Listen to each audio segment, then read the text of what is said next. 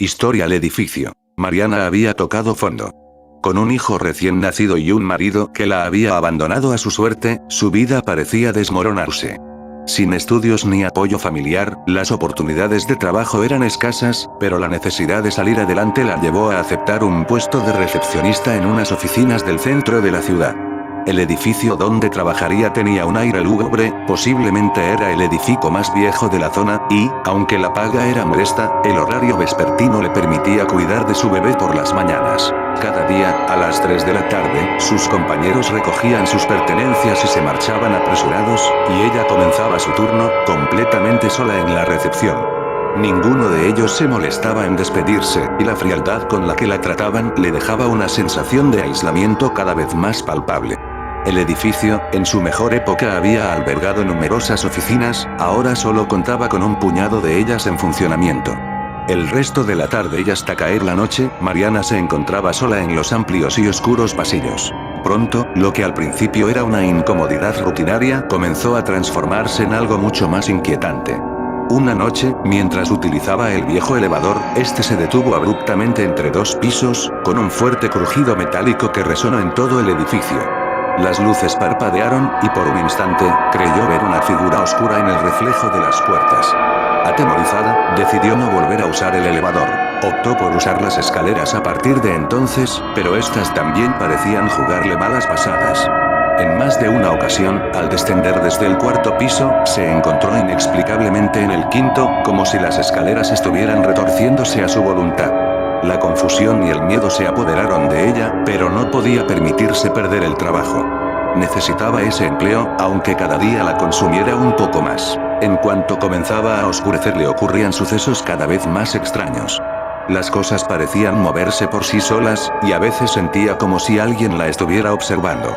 El aire se volvía pesado, y el silencio del edificio se llenaba con susurros inaudibles, como si las paredes mismas contaran una historia que ella no podía comprender. Los relojes se detenían y luego se aceleraban, y las puertas se cerraban con fuerza a su espalda, como si el edificio estuviera vivo. Una noche, la peor de su pesadilla llegó cuando, al intentar salir del edificio, la puerta principal no cedió. Estaba atrapada. Desesperada, comenzó a buscar otra salida, pero el edificio parecía haberse transformado en un laberinto interminable. Los pasillos se extendían más allá de lo que recordaba, y las paredes se estrechaban, haciéndola sentir cada vez más atrapada. En medio de su desesperación, Mariana oyó el eco distante de risas infantiles.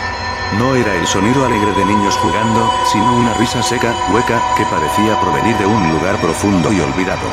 A pesar del miedo que le recorría el cuerpo, siguió el sonido, sus pasos resonando en los pasillos vacíos. La condujo hasta una sala que nunca antes había visto, una oficina desierta y cubierta de polvo. En el centro de la habitación, sobre un antiguo escritorio, había una muñeca antigua, vestida con ropas descoloridas. La muñeca estaba de pie, con la cabeza ligeramente inclinada, como si la estuviera observando.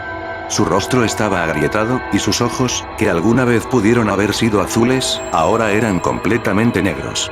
De repente, la muñeca comenzó a reír, un sonido frío y deshumanizado llenó la sala. Mariana sintió una presencia detrás de ella, como si alguien estuviera a punto de tocarle el hombro. Se giró rápidamente, pero no había nadie. Cuando volvió la vista a la muñeca, esta había dejado de reír y la miraba fijamente.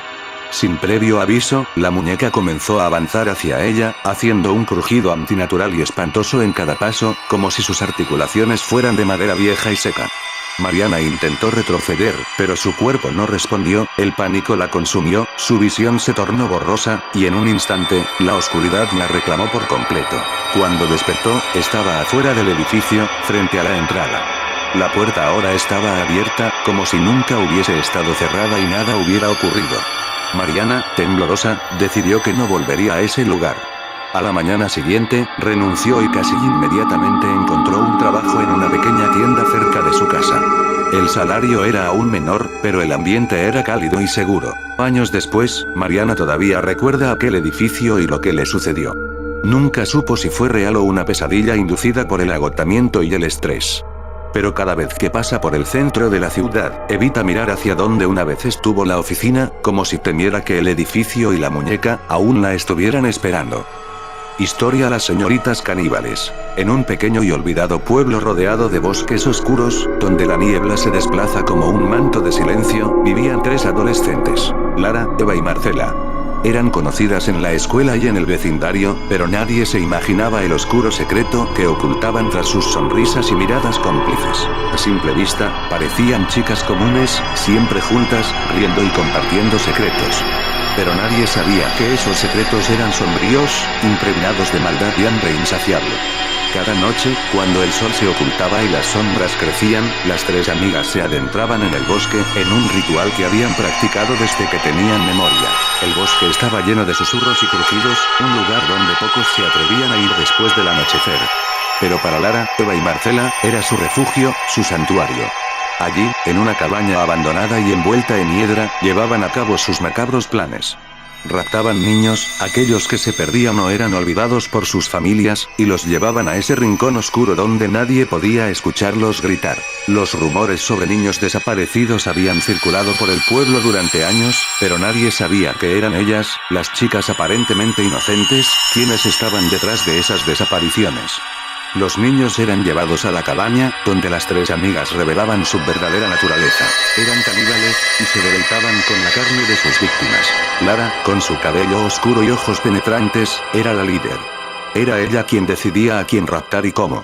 Eva, la más callada y calculadora, se encargaba de los rituales y preparaba a los niños para el sacrificio. Marcela, la más inquieta y cruel, disfrutaba del momento final, cuando el niño se daba cuenta de que no había escapatoria. Una noche, raptaron a un niño llamado Matías, que había sido abandonado por su madre en el borde del bosque. Mientras lo llevaban a la cabaña, el niño lloraba y suplicaba por su vida, pero sus lágrimas solo hacían que las chicas se rieran más. Lara, como de costumbre, dirigió la ceremonia, con Eva preparando todo a la perfección. Sin embargo, algo salió mal esa noche. Matías, con una valentía inesperada, logró liberarse de las cuerdas que lo ataban y, antes de que pudieran atraparlo, escapó corriendo al bosque. El niño corría con todas sus fuerzas, escuchando las risas maníacas de las chicas que lo perseguían. Pero el bosque, que siempre había sido su prisión, parecía estar de su lado esta vez.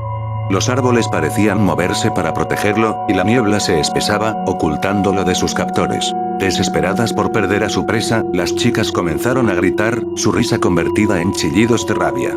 Pero el bosque, que conocía todos sus secretos, había decidido que esa noche todo terminaría. Las ramas comenzaron a atraparlas, envolviendo sus cuerpos con fuerza. La niebla se volvió densa, sofocante, y sus gritos se apagaron en la oscuridad. A la mañana siguiente, el pueblo despertó con un silencio inusual.